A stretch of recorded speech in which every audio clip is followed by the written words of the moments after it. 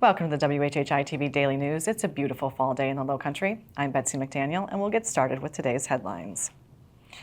As the conversation continues locally and around the state regarding what books should or should not be allowed in classrooms and school libraries, the State Department of Education has joined the dialogue, stating in a notice last month that the department has proposed a new regulation for classroom and library materials to align them with the state's instructional program and standards.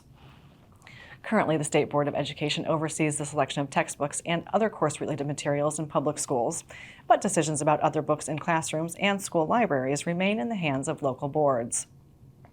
A first reading of the policy will be considered at the Board of Education meeting next month. If the regulation is ultimately approved by the board, it must then be approved by the legislature to become law. The State School Librarians Association is against the proposed regulation.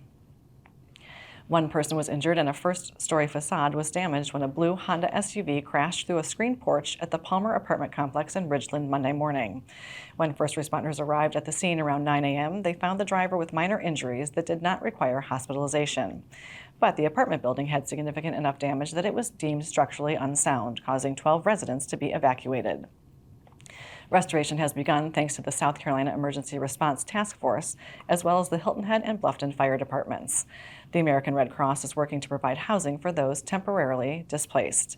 The crash is still under investigation, with no details as to the cause immediately available. Have you been meaning to get your TSA pre-check but just haven't gotten around to it? Well, it may have just gotten a bit more convenient, especially if you live on the island.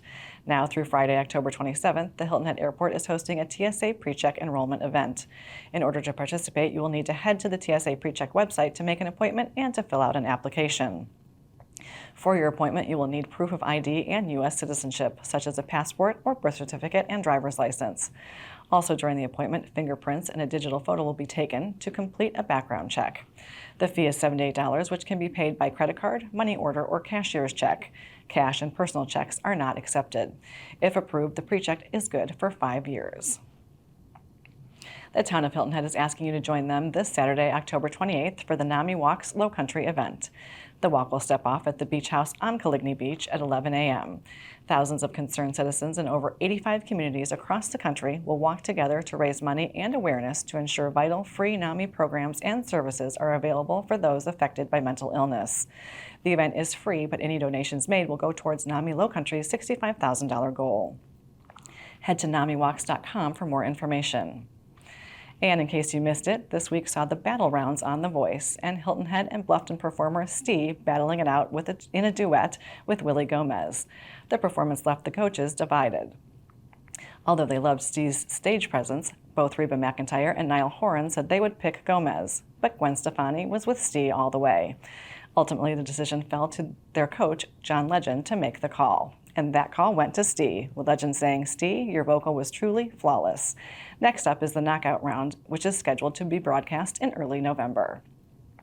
The media sources on your screen will have more on these and other stories, and we would love for you to like us on Facebook and follow us on Instagram at WHHI-TV. And if you have an idea for a news story, we'd love to hear it, so drop us a line at news@WHHITV.com. And now here's Justin Jarrett with what happened last night in the Loco. Hey, it's time for Last Night in the Loco on WHHI, powered by LowcoSports.com. And it's time to start throwing around the D word when we talk about May River girls golf. Dynasty has entered the chat after the Sharks crushed their closest competition by 32 shots across 36 holes to win the Class 4A state championship Tuesday upstate at Saluda Valley.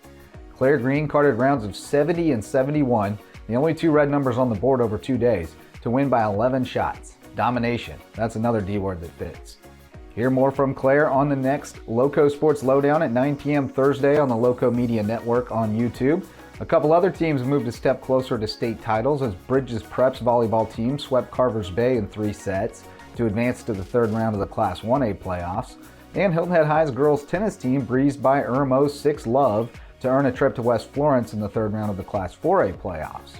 And as the fall season winds down, that means it's almost time to get in the gym. And we'll have USCB Sandshark basketball tipping off in just a couple weeks. Men's coach Ron Fudala and legendary women's coach Sharon Versip sat down with Team Loco's Wes Kerr for the first episode of USCB All Access last night at Oak Ale House. And now we're even more excited for college hoops in the Loco. The episode of USCV All Access is streaming on the Lowco Media Network.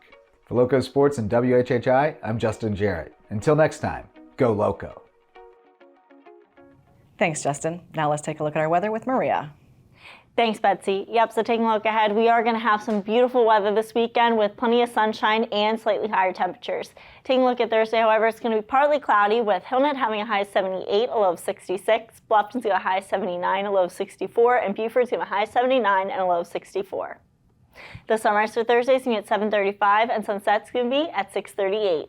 Looking at the beach tides, high tide's going to be at 7:45 a.m. and low tide's going to be at 2:52 p.m.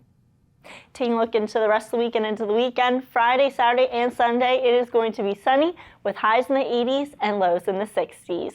That's it for today. Let's send it back to the desk. Thanks, Maria. Well, November is National Homelessness Awareness Month, and you're going to find out about a community outreach program right after a quick break.